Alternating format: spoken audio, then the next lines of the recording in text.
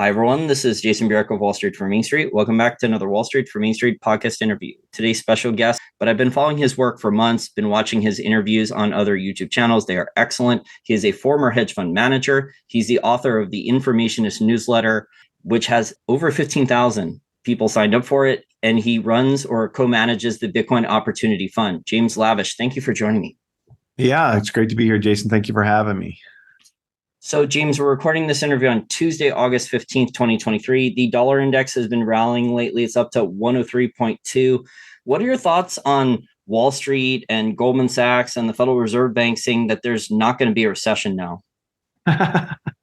Well, I mean, of course, nobody wants a recession, right? But, if you listen to the Fed and you watch what they're doing, their actions are, to supposedly tighten the money supply, right? So they're raising interest rates to such a rapid rate, and they want contraction, period, because the Fed needs to at least have the perception that inflation is under control.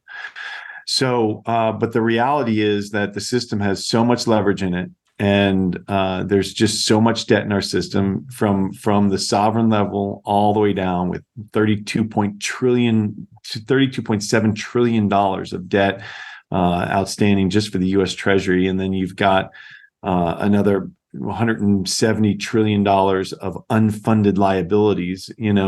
There's just a massive amount of leverage in the system. And it goes all the way down to the banks, all the way down to corporations, all the way down to the consumers. And so, as you raise rates at such a rapid rate, it's just extraordinarily unlikely that we don't have some sort of credit event that would cause a deep drawdown in the markets and a recessionary kind of plunge. And so I kind of disagree. I fully disagree that we're not going to have some sort of contraction here. We have staved it off. We've staved it off with some of the programs that the Fed has initiated, especially in light of the banking crisis over the last spring. But we can talk through that. But the reality is the Fed has been feeding the system. The Treasury's been feeding the system, making sure that there's enough liquidity. But that the rise in interest rates is just so rapid that sooner or later those lagging effects will catch up, and we'll see that recessionary dip.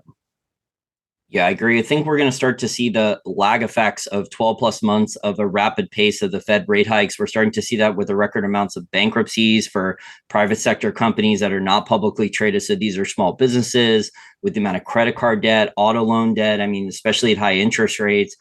Now, you brought up the national debt. That's 32 trillion. There's way more debt than that. I mean, there's insane many trillions of corporate debt. That amount has doubled since 2008. A lot of that debt was done initially at much lower rates. I think globally, James, we're over $300 trillion of total global debt at all levels. That's an enormous increase of over 100 trillion, I think, in total debt just since 2008, 2009. Yeah, I mean, and when you look globally, of course, it's even worse. We're in a fiat experiment that's been expanding and multiplying for decades here. Ever since we got off the gold standard we ended Bretton Woods in 1971. You can just see how the debt has multiplied everywhere. And here in the United States, we're getting to the point where this year we're going to spend just about $1 trillion on interest expense alone on that debt, which is more than what the Treasury will spend on defense this year, which is probably around 800 to 850 billion. Of course, we don't know exactly what that'll be, because there are programs that they'll be sending money to Ukraine and whatnot that will be stuffed in different channels, I'm sure. But if you just look at those line items, it's just an insane amount of spending just on the debt alone. And so that's what we're talking about when we talk about the leverage in the system. And so, but when you look at that, and reality is, and Luke Groman's done a pretty good job, a really good job of explaining all this. But when you look at that, where the government is running such large deficits, I mean, that's inflationary, right? Because they're just pouring money into the system and issuing debt to create that productivity. And so, but we have a problem in this country in that we keep running up against our debt ceiling. And this last spring, we watched the debt ceiling issue come to fruition yet again. And so here we are. We got all the way into the last days of May, right up to the first day of June, and the Treasury they had already tripped the ceiling back in February. They could not issue any more debt, any more new debt. And so the only thing they could do is wait for debt to be mature and retire in order to issue more debt. But what they were doing is they were robbing Peter to pay Paul by doing what Janet Yellen called extraordinary measures. And what that means is she was basically they directed the Treasury directed payments to be held up for certain programs internally that they didn't have to pay immediately. Things like, post office or military benefits or retirement benefits there. And so they basically ran up this bill internally, right? And so when it came right down to the wire, we had not yet raised the ceiling, and the Treasury woke up. They had drained their Treasury General Account, the TGA, all the way down to just like 36 billion or so, which, is almost laughable because they could spend that before you even have breakfast in the morning. So it was right up, they were right at the cliff's edge, and they finally agreed to not agree and not have a ceiling, but not approve any new spending. Well, what that means is they could continue to pay the bills that they need to pay, and that the Treasury could issue debt to meet those expenses and those obligations. But the issue is that they had already drained the Treasury General Account. They had borrowed from internally, and they had to raise $1 trillion very rapidly. So what did they do? A lot of people were worried, and I was concerned, but I knew that they had this lever they could pull. And that lever is to drain the reverse repo facility.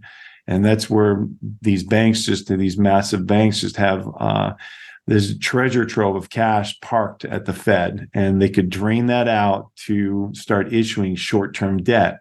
The only issue here, Jason, is that they can't issue long-term debt to drain that account because that money is parked there because it's not earmarked for long-term debt. And so the banks are kind of up against their limit and these are internal limits, and they're set by the leverage ratios that are set by the Fed, and so they can't buy more long-term treasuries. So what does the Fed do? They start issuing super short-term debt. They drain that account, and here we are, just facilitating this ongoing, this perpetual deficit that we have.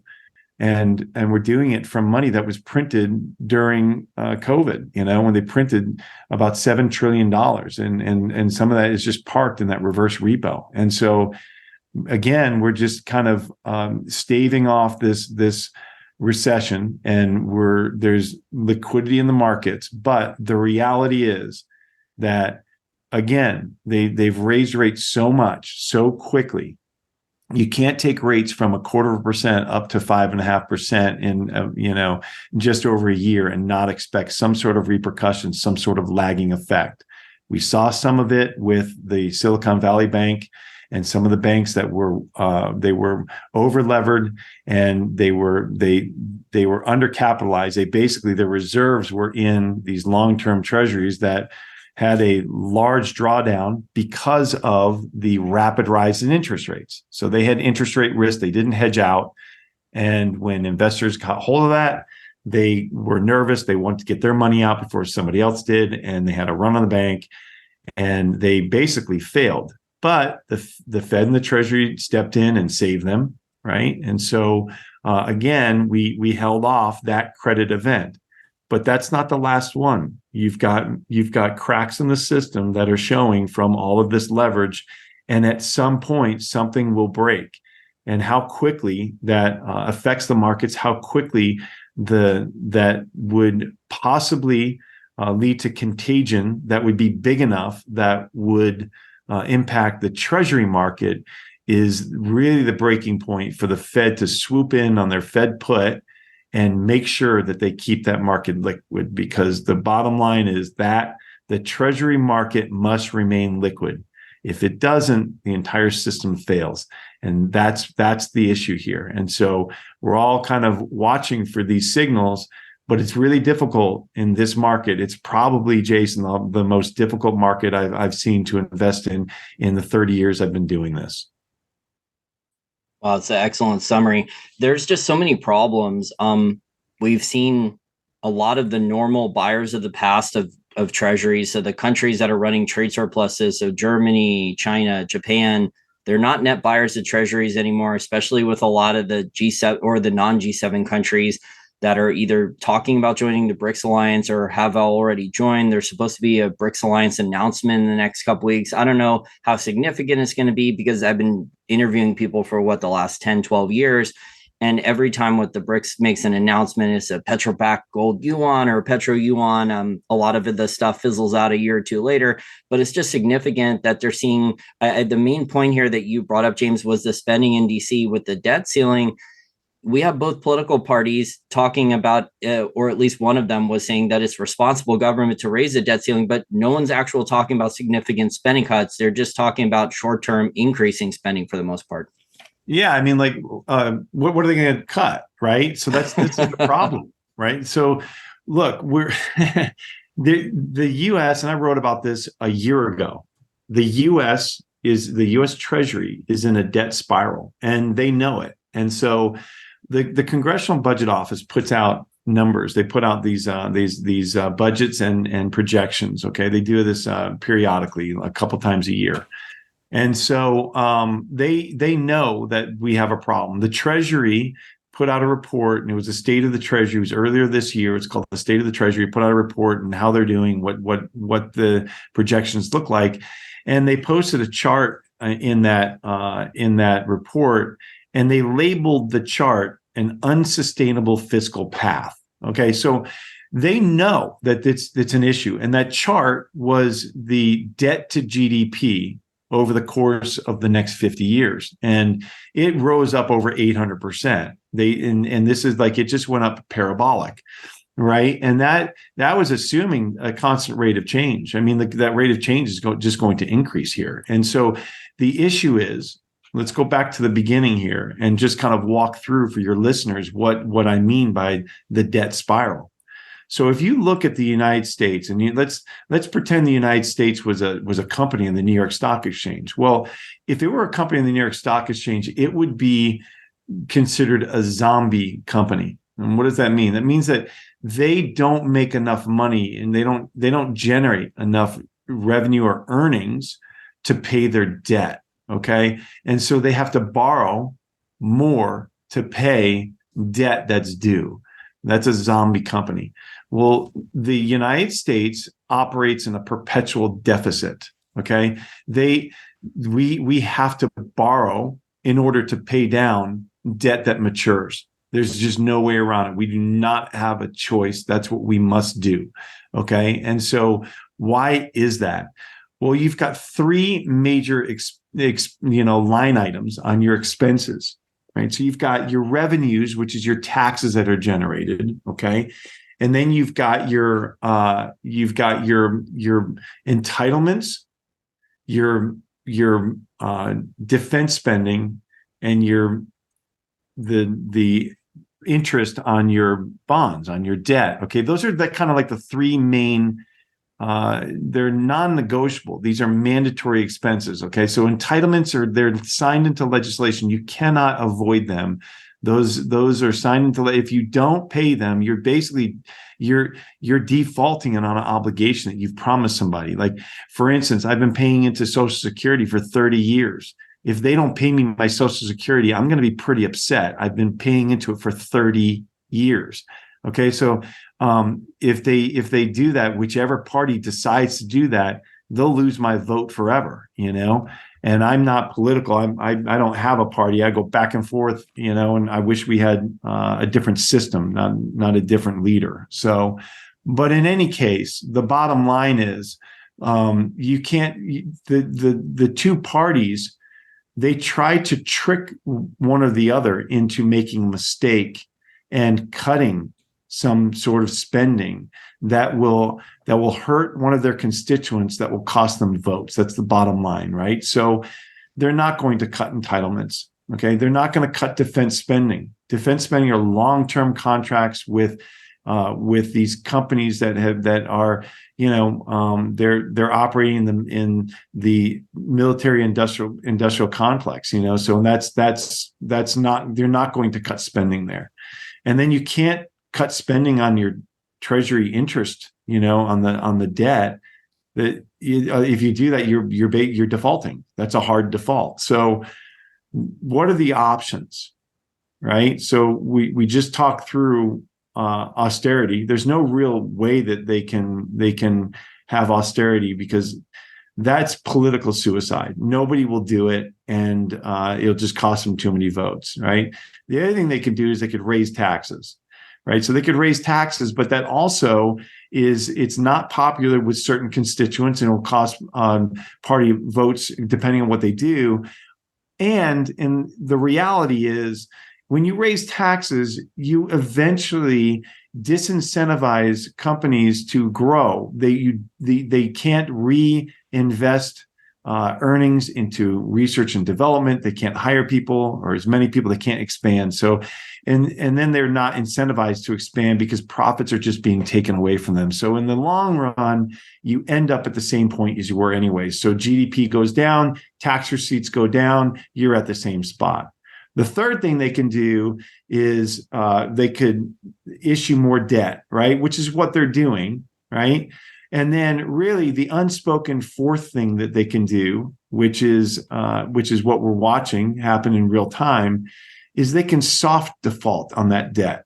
And what do I mean? So you've got hard default, which you walk away from the debt, or you haircut it, and you just say we're not paying off, your principal fully, or we're not giving you as much interest as we said we would. That's a hard default. No country that that issues debt in their own currency would do that, because they could just print money and monetize their debt to be sure that they can float it. We're watching that happen in Japan, right? So that's then, if you look at it though, the soft default, all right. So you've got a technical default, which we've had before, which is, they trip the debt ceiling, they don't get it passed in time.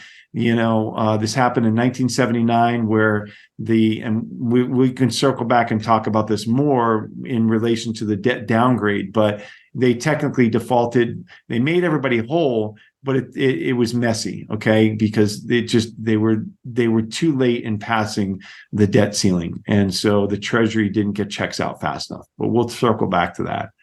And then the last part is, look, you can soft default, which is what they're doing, and that means that they're debasing the currency with inflation every single day, so that every single piece of debt that they issue is going to be paid back in dollars that were worth less than when they borrowed them. So the Treasury is borrowing dollars from the world, and then they're paying back dollars that are worth less because of inflation. So when you have inflation, your GDP goes up nominally, and that creates higher tax revenues nominally. And then you can pay down debt that you issued years ago in those cheaper dollars. And that's what they're doing. And so that's really the only way around this. And that's literally where we sit. There's no way out of it. They know it. So they're just perpetuating it for as long as they can with this soft default of inflation. But it seems they've accelerated, they've shot themselves in the foot, because they weaponized the dollar almost a year ago when they put the sanctions on Russia for the 300 billion in reserves. And then the other countries saw it and said, well, if we do something that DC doesn't like with the sanctions and the foreign policy, they can just confiscate our US Treasuries, our reserves. So I think I agree with what you said, that that was a goal, was to delay this as long as possible. But then they went and did the foreign policy blunder with Russia weaponizing the dollar and confiscating the reserves. And now there's even less demand for US Treasuries at higher interest rates. And the Fed is claiming they're reducing their balance sheet. I mean, the math just doesn't work. Right. And well, you just said it. It was a policy mistake. It was a critical mistake. We were supposedly going to strong arm and teach Russia a lesson. And all we did was create a problem for Germany and their energy. And so, with Russia cut off from SWIFT and demanding payments be made in rubles and gold, well, that's created a problem, right? And that's number one. But look, around the world, you're right. There's less demand for U.S. Treasuries overall. It is falling, and there's a number of reasons for that. But if you just look at some of the largest holders, China and Japan. Well, Japan has been selling U.S. Treasuries in order to shore up the yen, and they may have to continue to do that as they come off this yield curve control that they've been instituting for well over a year now, and to keep their 10-year at a low rate. And so, but going back to what you're talking about with the BRICs. And this, for your listeners, this is the Brazil, Russia, India, China, South Africa kind of coalition that these countries are trying to get together and create a currency, and a currency that's backed by something that's other than the U.S. Treasury. Well, why are they talking about this? Because of what you just said. Because the U.S. could weaponize the dollar and the Treasury against these countries. They can seize those assets. They can shut them off of SWIFT. And freeze them out from the financial operation of the world. Well, so I don't see BRICS as really a currency that's backed by something, a hard asset that's meant to compete against the Treasury, as much as it's just allowing those countries to operate outside of the U.S. Treasury system, and that's what they're looking to do. Will it happen?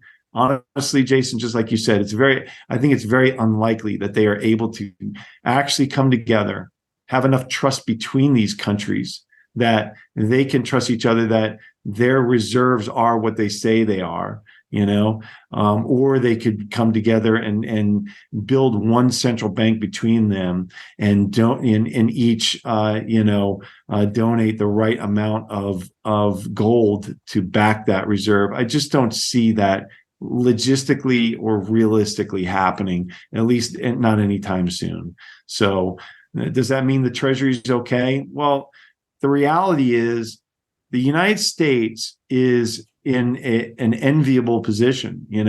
We are fortunate to have both the global reserve currency and the global reserve asset. And so we're sitting in this spot where, even as we're on an unsustainable fiscal path, well, the problem is, as the entire world continues to take on debt, continues to take on leverage, we will see other countries fail and other currencies fail long before the US dollar, and those will fold into the US dollar. If you've ever heard of Brent Johnson and his milkshake theory from Santiago Capital, it's a brilliant simplified analysis of what's going on. And basically the US dollar uses this euro dollar and US dollar debt-based system to have a straw that can suck liquidity out of other economies and into the US dollar.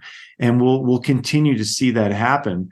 And the US dollar will, in my opinion, in my very strong opinion, will remain the global reserve currency as this continues to take hold.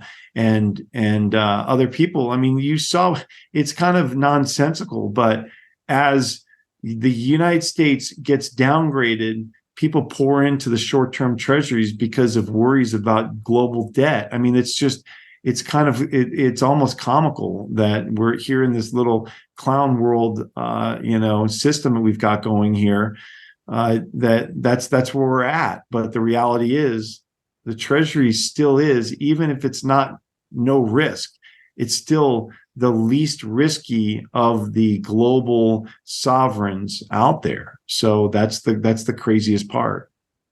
Well, I think also that even and there's some data points that say the U.S. is not in a recession. So even if you want to argue that the U.S. is not in a recession, I think it's clear with a lot of these other countries, whether that's the European Union, Germany, China, a good amount of emerging markets, a lot of these other countries are in a recession or worse. So bad data there. And so then that means their currency is coming under pressure. Their currency could be devalued against the dollar. So that's why you're seeing the dollar rally here lately, because of bad global economic data.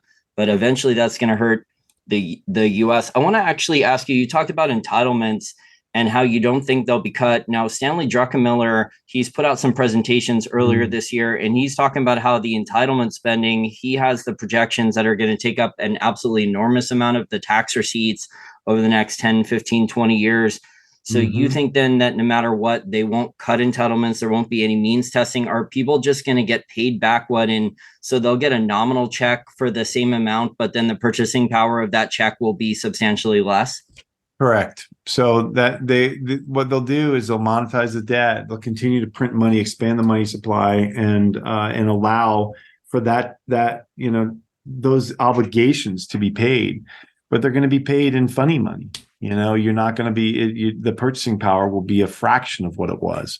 I mean, I'm seeing it happen with my mom. They say, she's 80 years old and she's getting her Social Security checks now. And it's kind of laughable what she can purchase with that. I'm thinking about all the years that she and my dad put into this system and what they're getting back. I mean, it's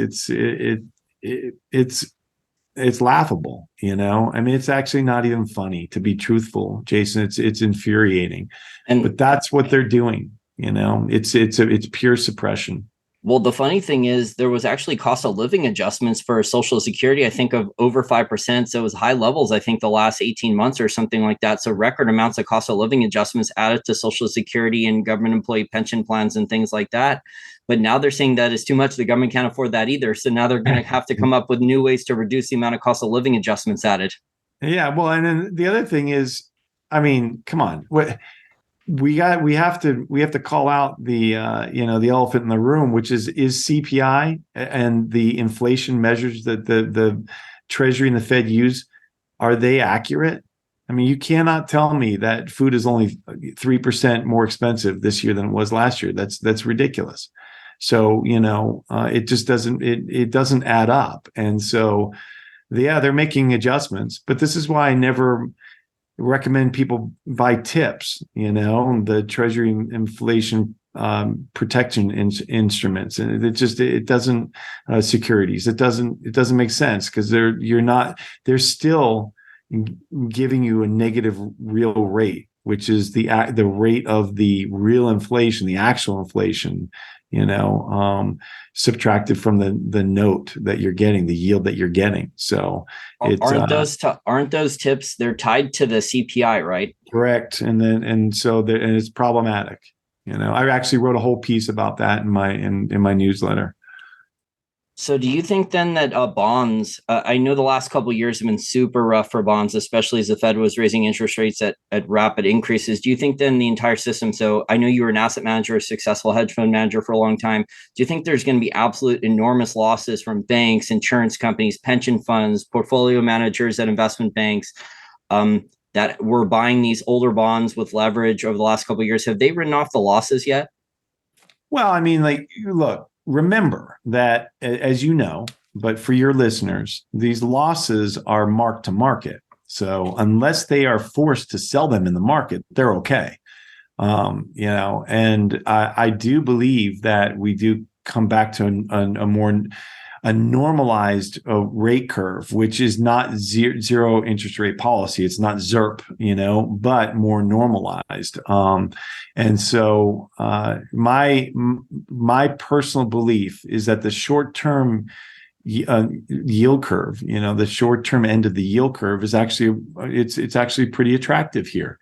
You can get 5 to 5.5% on very short-term debt with very little risk. Okay. So, and those will mature quickly. And even if rates move, it doesn't really matter because you'll be able to reinvest pretty rapidly at new rates if you want or need to.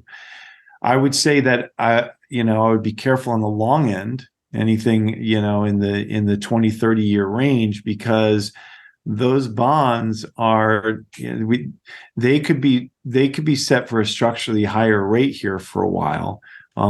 And that could drag on until we have some sort of credit event that forces the Fed to take down the rates across the board. But I think Bill Ackerman was talking about how he's shorting the 30-year treasuries because he believes that with the amount of debt that the United States is going to have to issue here, the world will demand higher rates. And that's what I'm talking about when I say that a more normalized yield curve, where the only way they can get rates down is if they start performing yield curve control, which is what Japan is doing. And that's where their central bank goes in and buys their treasuries in order to keep the rate at a certain percentage. And so unless they do that, it does make sense that structurally will be higher rates. I would argue that the U.S. was kind of doing that. They weren't doing it to the levels of Japan, but the U.S., the Federal Reserve Bank, was doing something similar to yield curve control and financial repression from 2010 to 2019. That was the last rate hiking cycle prior to the pandemic, the repo crisis. So when Powell was raising interest rates the last time before the pandemic, he also blew a lot of stuff up too with the repo crisis. Yeah. So, that's what I'm watching. I'm watching all of that to see if there's some sort of repo, crisis or some sort of treasury liquidity crisis, and that will stem from a credit event. And that's kind of got to keep an eye on that, because that's an event that will cause ripples throughout the entire market, and it will be rapid. So, and it's difficult to time that, you really can't. And that's why you hear investors like Druckenmiller and, Ray Dalio, like, this is a difficult market. It's really difficult. So the most important thing is to be diversified, in my mind. Do you think then the banks tightening credit is a sign not only of a recession, that there's much worse problems coming in the next couple of quarters?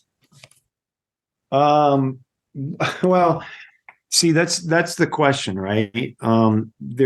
We've had rates rise so rapidly, and we're watching things happen like Silicon Valley, right? And that's really more of an interest rate, like kind of interest exposure, interest rate risk. But you can't deny that there is an issue with things like commercial real estate, so the banks, the small regional banks and even some larger regional banks, they own the majority of this commercial real estate, and they understand that the owners of that real estate are sitting on assets that are not generating the revenue that they were just 3 years ago, 4 years ago. Okay. So now that you've got this, work from home is not going away.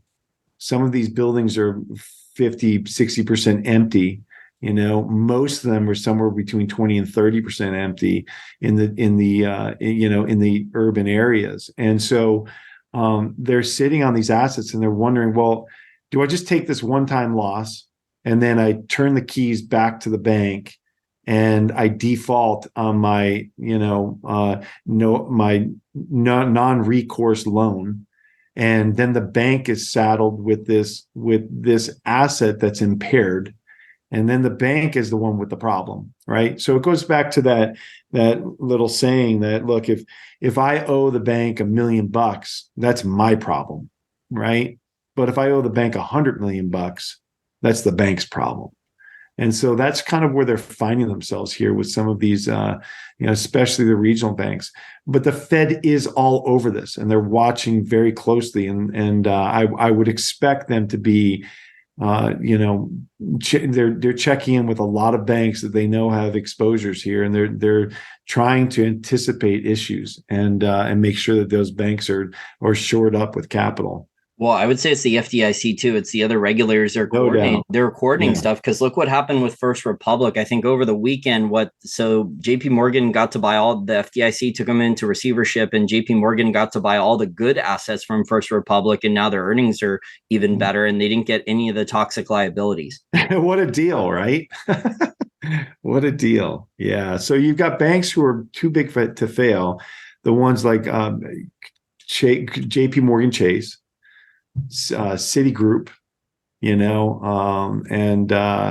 Wells Fargo. They're just too big to fail. So they're going to make sure that these banks they're the ones who are going to get the sweetheart deals out of all of this. They're getting bigger, they're getting stronger. And have you checked the deposit rates on these guys? The checking deposit rates and what they're giving customers?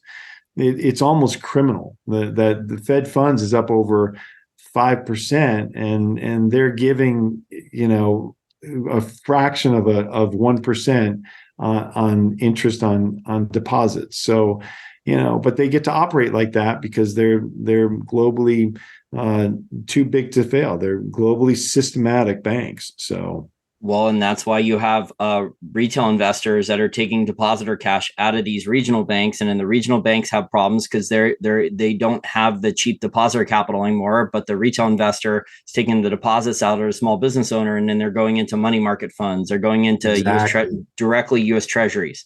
Exactly. And I think that's the smart play, and the FDIC knows that they've got a lot of exposure here because these banks have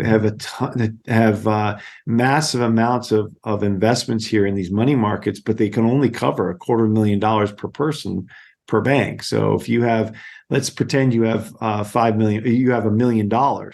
Well, you have an FDIC plus bank or protection where you're protected for more than that $250,000. And that depends on the bank. It depends that you've got to talk to the investment manager and it determine exactly what you're covered for.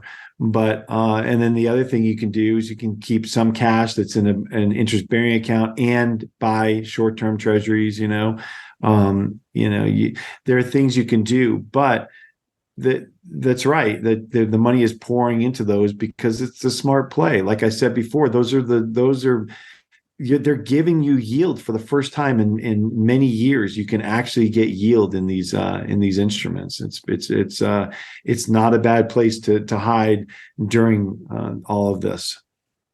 So if I could summarize some of your views, it sounds like you don't think that the governments as central planners, so governments and central banks, are going to allow deflation for a long period of time, given the total amount of debt load. They don't want to do an immediate hard default, especially the US government, that they'd rather do a slower default that a lot of people don't recognize as a default with stagflation or currency debasement and tax increases and things like that, and try to draw this out as long as possible. Absolutely. And that's the point, right? So when you hear Powell being interviewed or being questioned in his testimony in Congress, in the Senate. I can't remember where I saw a clip very recently, and he was trying to explain the 2% inflation rate, and somebody was asking, well, why 2%? And he said, well, it's just the accepted rate that all the central banks across the world have been using for many years, and that's what the rate is. And he's just dancing around this question. In reality, the reality is exactly what you just said, and it's the rate that they feel they can get away with without the population revolting and being upset that everything around them is rising so rapidly that they can't keep up. I mean, if you look at real wages, they're still down, and so that's the problem. And so they're trying to dance around this issue. They're trying to tell you that inflation is only 3% when everybody knows it's far above that. And they're telling the people, they're telling the world that no, inflation is just 3%. Treasuries are still safe. They're a great place to park your money. And the reality is, long-term treasuries are not a great place to park your money. Short-term are, but not long-term. At least not at this moment. That's my opinion, of course. I want to frame everything with I don't I cannot say that I am right on everything. I've been wrong on plenty of stuff. So, but this is my opinion, and this is the way I look at it. The other thing I see here as part of this puzzle is I don't see how the Fed can keep reducing its balance sheet with given how a lot of the normal players in the past, the foreign investors, especially like the entire governments and central banks that used to recycle trade surpluses here. So China, Germany, Japan, they used to buy a lot of the treasuries. Well, the Fed's reducing its balance sheet. The interest rates are up. The Fed and U.S. Treasury are paying out large amounts of sums to interest on excess reserves, reverse repo.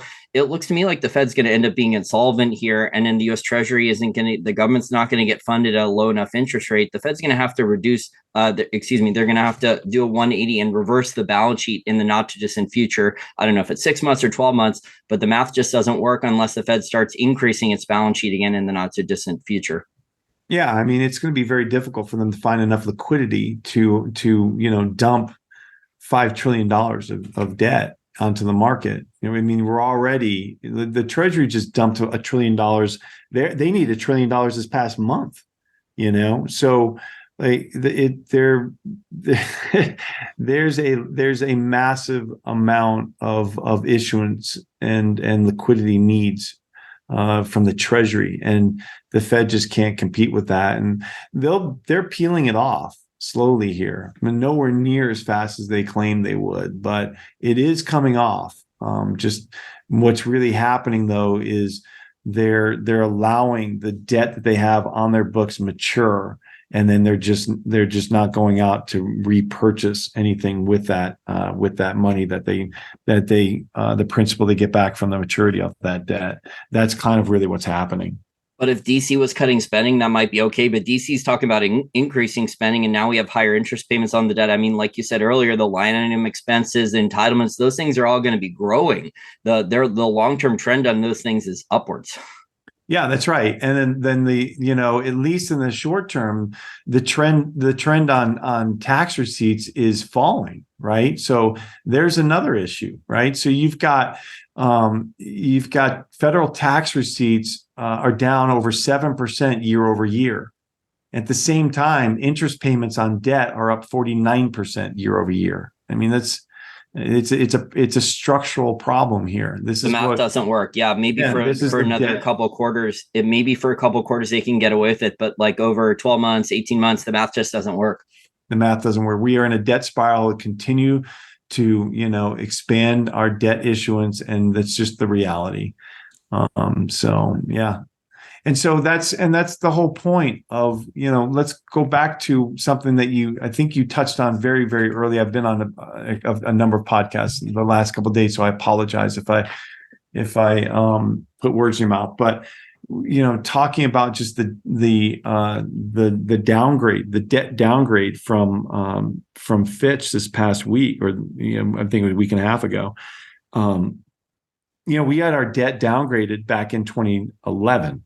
Right. It was a similar situation where you had money supply was expanding from the great financial crisis. OK. And so then we got into our debt crisis. We solved the debt crisis, but it went right up to the wire. It was very contentious between the two parties. And so the S&P downgraded the debt, saying that the likelihood of a technical default had grown to the point where they had to downgrade the debt. Well, now flash forward to this past couple of weeks when Fitch downgraded the debt as well. So they took it from AAA to AA+. So now the U.S. has Fitch at AA+, S&P at AA+, and Moody's at AAA. So our rating is effectively AA+. It's no longer AAA. Okay, so you have people like Jamie Dimon and Warren Buffett come out and proclaim that it's nonsense. It doesn't matter.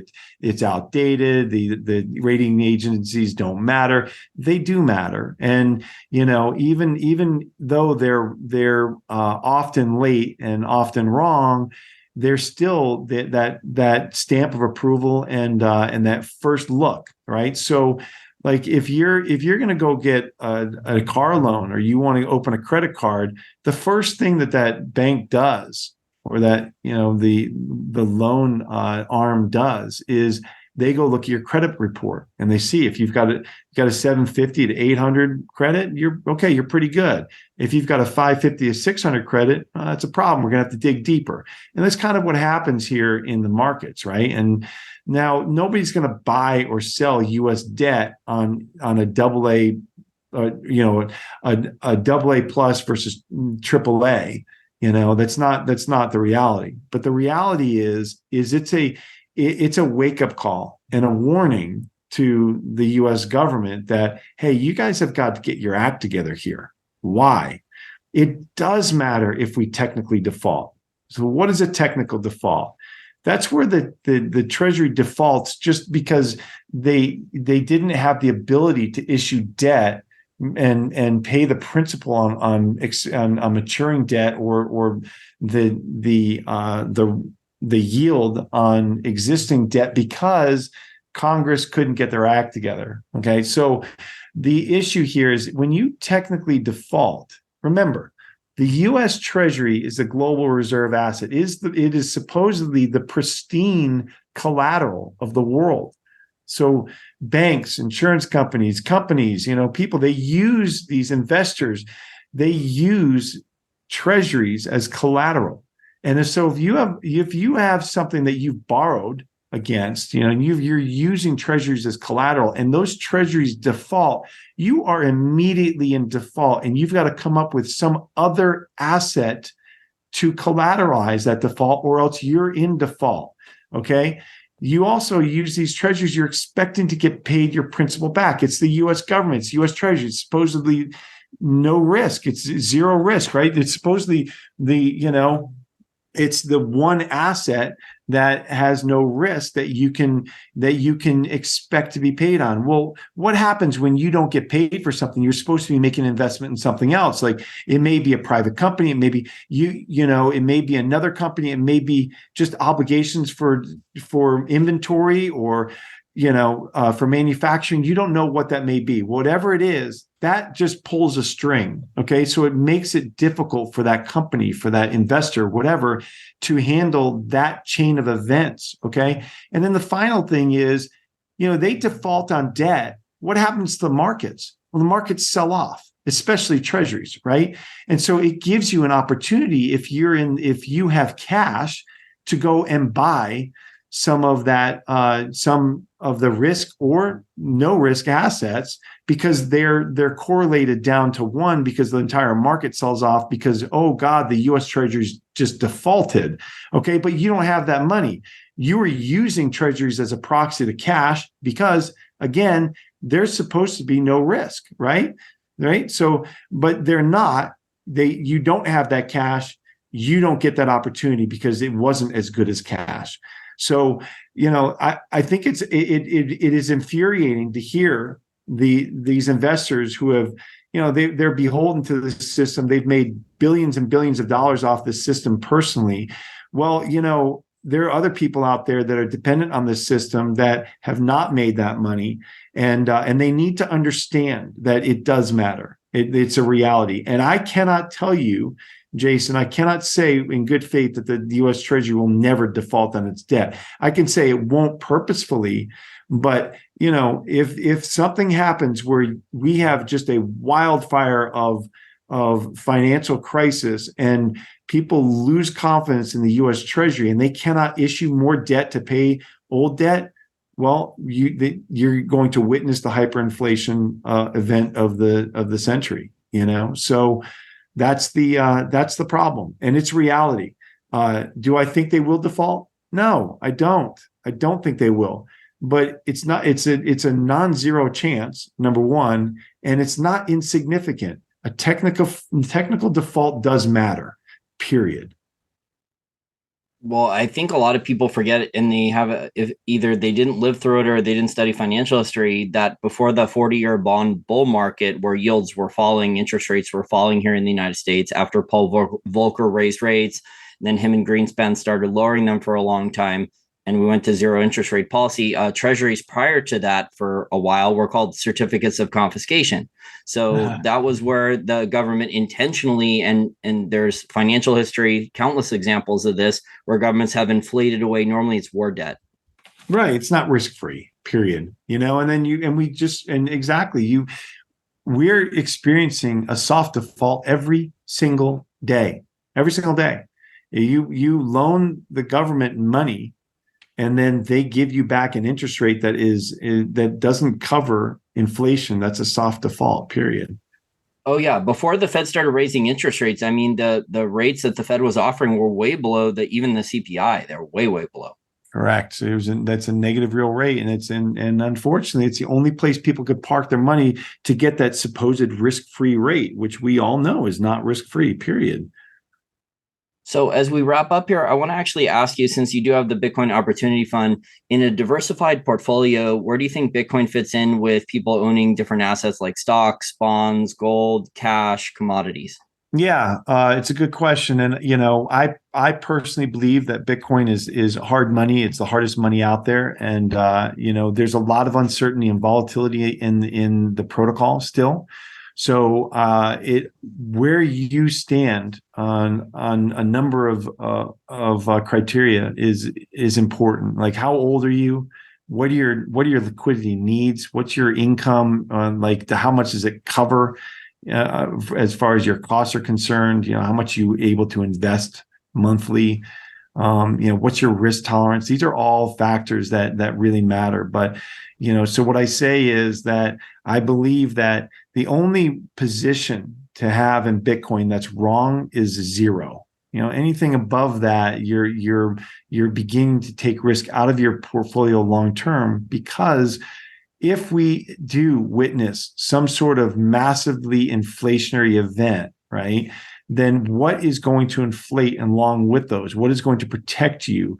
Well, it's going to be things that are hard assets like real estate and gold and Bitcoin, And so I have a solid allocation of my portfolio to Bitcoin in and of itself.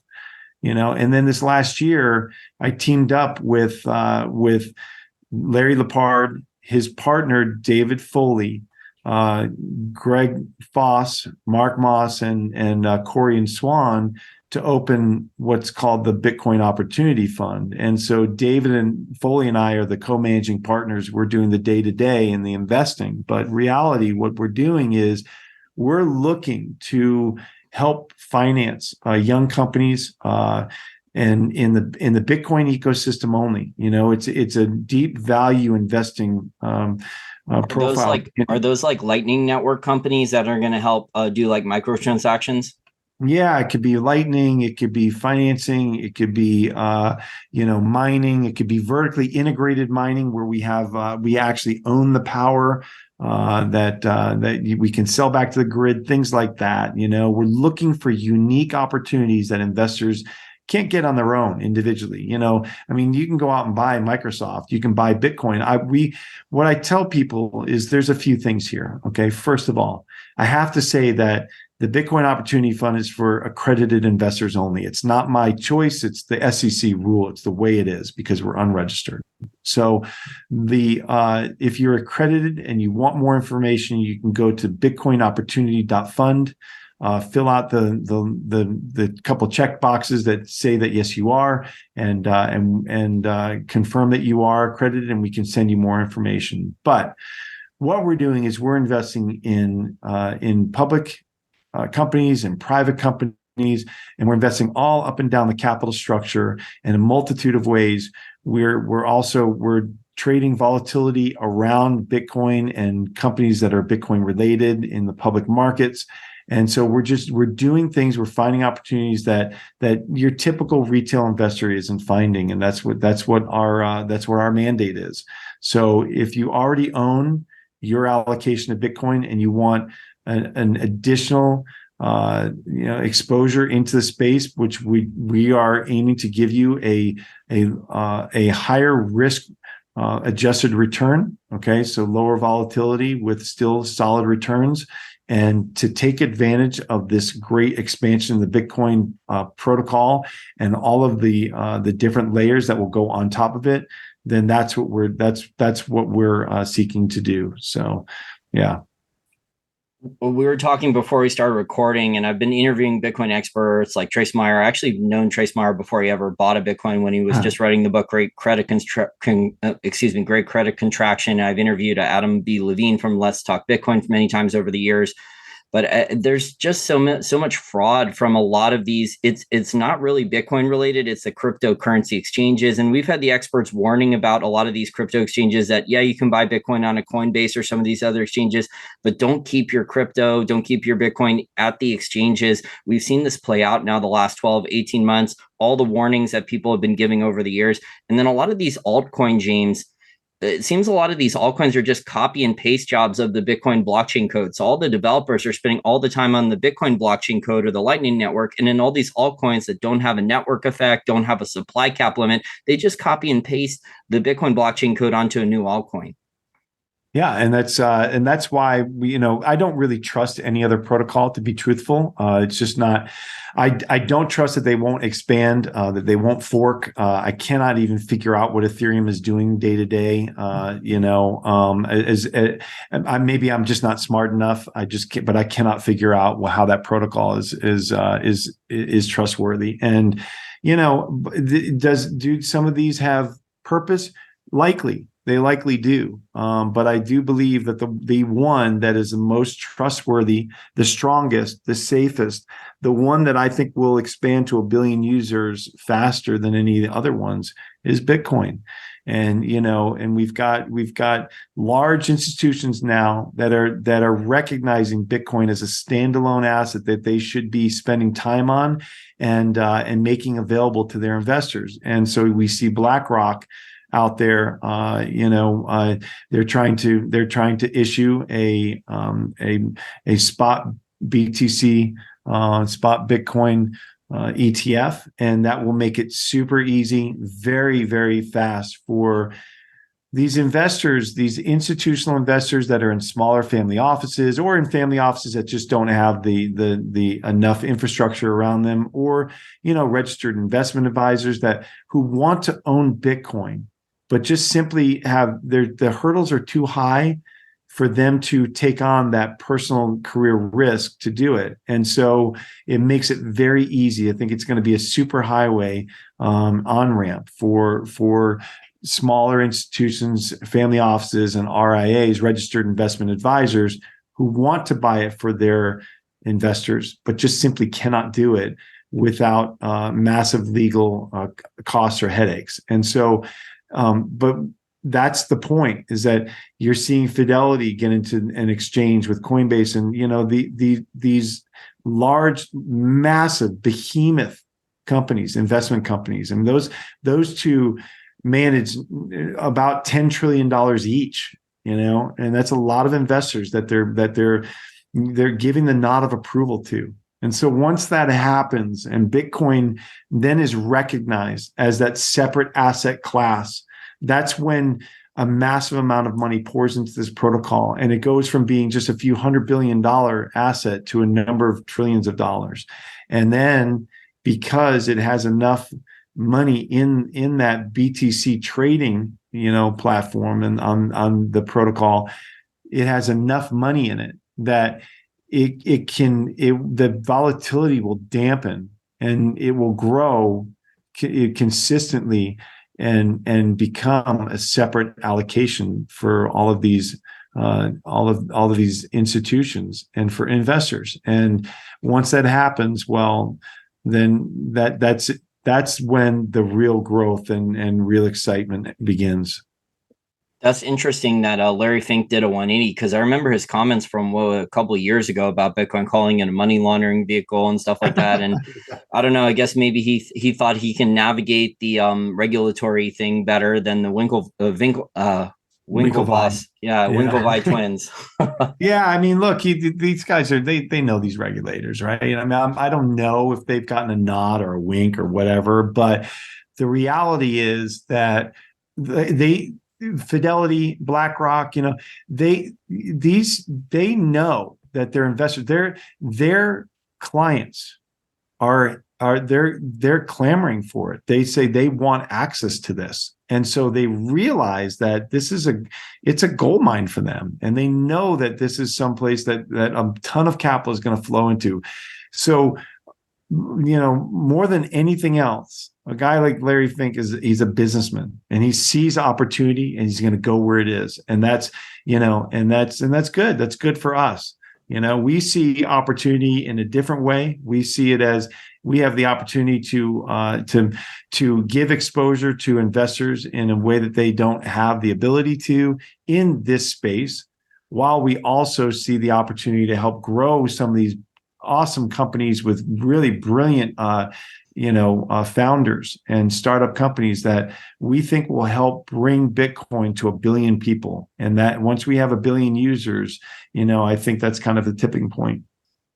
As we wrap up here, can you just tell my listeners about your newsletter, The Informationist? Sure. So it's called The Informationist. You can find it on either my Twitter bio. There's a link to it, or you can just go to jameslavish.com and there's a link to it there.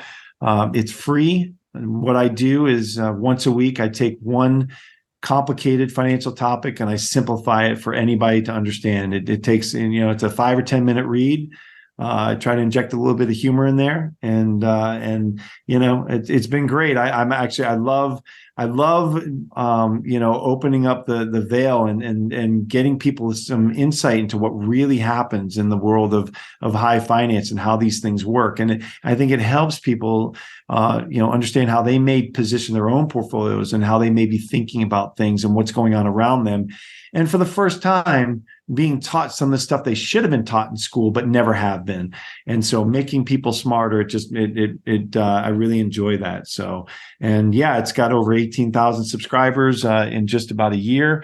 And I'm just about a year and a half, and I'm excited about it. I really love doing it once a week. And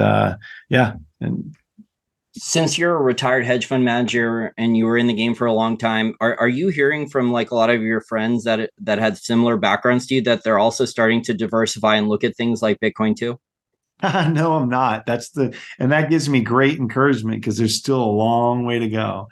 Very few people. I do have people from my past who have reached out, and I've, especially as I've grown on Twitter so quickly, surprisingly. But yeah, there are a few, but to be honest, Jason, there's still a huge learning curve ahead, and that actually just means we're just at the beginning here.